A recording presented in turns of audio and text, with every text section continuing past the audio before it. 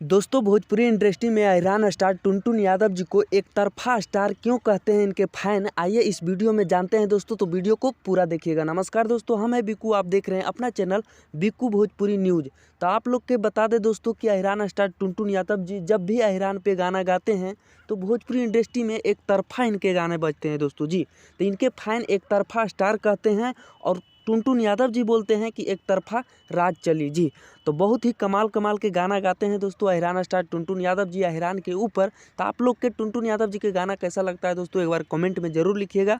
तो दोस्तों जो गाना हमारे वीडियो के शुरुआती क्लिप के माध्यम से आप लोग सुने हैं दोस्तों, ये गाना भी भोजपुरी इंडस्ट्री में तबाही मचा दिया है दोस्तों। जिस गाना का टाइटल है लागी भोरवा में जाड़ जी। एक तरफा बज रहा है दोस्तों भोजपुरी इंडस्ट्री में हैरान स्टार टुनटुन यादव जी के ही गाना बज रहा है जाड़ा स्पेशल सॉन्ग। बाकी अपडेट आप लोग के अच्छा लगा तो वीडियो को लाइक करके चैनल को सब्सक्राइब करके जुड़ जाएगा। धन्यवाद दोस्तों।